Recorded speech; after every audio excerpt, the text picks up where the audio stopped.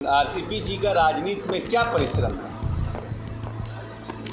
कौन पार्टी में, कहाँ पार्टी में कार्यकर्ता के रूप में उन्होंने ऐसी क्या भूमिका अदा की? हम सीधा आदमी हैं और हम सीधा चलते हैं और हम बता तो दिए। मैं आ गया हूँ जमीन पर। कौन ऐसा है इस पार्टी में कि माइक लगा करके घूम जाइए कि आज आरसीपी सिंह जी का कार्यक्रम यहाँ होने जा रहा है, अब 5,000 या 10,000 आदमी जुट जाएगा? ऐसा है कोई नेता क्या? अरे देखिए, पार्टी में किसको कौन निकालता है इससे मेरा क्या लेना। देखिए, लेकिन एक बात है, कहीं भी चाहे आप पब्लिक लाइफ में हो, प्राइवेट लाइफ में हो, कभी भी किसी के साथ बीच हंटिंग नहीं होनी चाहिए। कि नीतीश जी के कंसेंट से मंत्री नहीं बने, ये भी बात हो गया। खुद ही बोल रहे हैं कि बिना नीतीश जी के कंसेंट के मंत्री बने। बिहार की राजनीति में आरसीपी सिंह को लेकर घमासान मचा हुआ है, लेकिन ये घमासान सिर्फ जनता दल यूनाइटेड में है। जनता दल यूनाइटेड के नेता लगातार आरसीपी सिंह पर हमले बोल रहे हैं, लेकिन मजे की बात यह है कि जेडीयू की तरफ से जिस जाति का नेता आरसीपी सिंह पर हमला बोल रहा है, ठीक उसी जाति के नेता से आरसीपी के समर्थक जवाब भी दे रहे हैं। नमस्कार, बिहार तक में आपका स्वागत है। तो आरसीपी सिंह को लेकर जो बिहार में और खासतौर पर जनता दल यूनाइटेड में बयानबाजियों का दौर शुरू हुआ है, निश्चित तौर पर वो पार्टी के लिए नुकसानदेह ही है।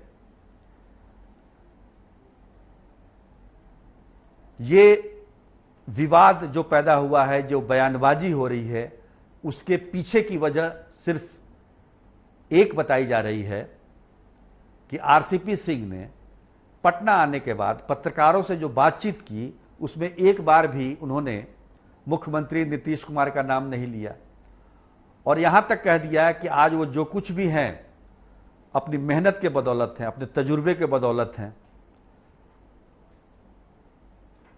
उन्होंने ये भी कहा कि केंद्र में वो मंत्री प्रधानमंत्री नरेंद्र मोदी की कृपा से बने।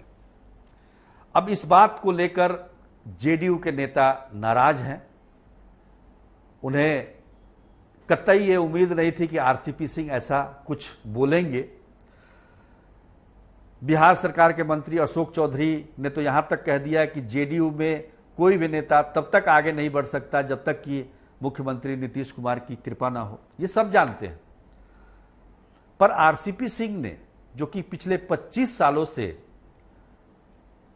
नीतीश कुमार के सिपासलार रहे हैं, उनके साथ रहे हैं, उनके सुख दुख के साथी रहे हैं, उन्होंने अचानक से उन्हें क्यों भुला दिया, उनका नाम लेना क्यों भूल गए? क्योंकि सबको पता है कि आरसीपी सिंह जब नीतीश कुमार रेल मंत्री थे उस समय से उनके साथ में हैं, मुख्यमंत्री बने तब उनके साथ आ गए। 2010 में जब उनकी सर्विस बची हुई थी प्रशासनिक सेवा की, वीआरएस दिलाकर राज्यसभा उन्हें भेजा गया। 2 बार वो राज्यसभा के सदस्य रहे, पार्टी के संगठन में रहे, पार्टी के राष्ट्रीय अध्यक्ष रहे, लेकिन केंद्र में मंत्री बनते बनते सब कुछ बिगड़ गया। दोनों के संबंध खराब हो गए। आखिर ऐसा क्यों हुआ? काफी कुछ जानने की जरूरत है आरसीपी सिंह से। हालांकि वो अभी कुछ बोल नहीं रहे हैं, वो बिहार में हैं, नालंदा में हैं, अपने गांव में हैं, लेकिन इंतजार कर रहे हैं 18 जुलाई का। 18 जुलाई के बाद आरसीपी सिंह बोलेंगे। काफी कुछ कहने के लिए है उनके पास, उनके पिटारे में। और जो बयानबाजी आज चल रही है जेडीयू की तरफ से, उसका जवाब भी दिलवा रहे हैं वो उसी जाति के नेता से। अरविंद निषाद बोलेंगे तो उधर से दशरथ सहनी जवाब दे रहे हैं। तो इस तरह का माहौल पार्टी के अंदर चल रहा है जनता दल यूनाइटेड में। ये किसी भी प्रकार से उसके लिए फायदेमंद नहीं है पार्टी के लिए। पर नीतीश कुमार चुप हैं, वो कुछ बोल नहीं रहे हैं। सारे बड़े नेता चुप हैं। शायद सबको इंतजार है 18 जुलाई का कि आरसीपी सिंह क्या बोलते हैं। अब गुरुवार को जब वो पटना आए तब उन्होंने जो बोलना शुरू किया उसका नतीजा ये सामने विवाद के रूप में सामने आया है। अब 18 जुलाई के बाद क्या होता है इसका इंतजार करना होगा हमें। 25 सालों का साथ है, बहुत कुछ है कहने के लिए, लेकिन इन सब के बीच एक कारण जो बताया जाता है कि आरसीपी सिंह की बीजेपी से जो नजदीकियां थी उसकी वजह से उनके संबंध जेडीयू से खराब हुए या नीतीश कुमार से खराब हुए। लेकिन इस पूरे प्रकरण में बीजेपी बिल्कुल चुप है, इस बात को कहते हुए कि ये जेडीयू का अंदरूनी मामला है।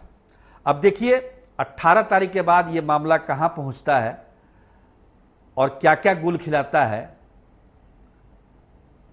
यह देखना काफी दिलचस्प होगा।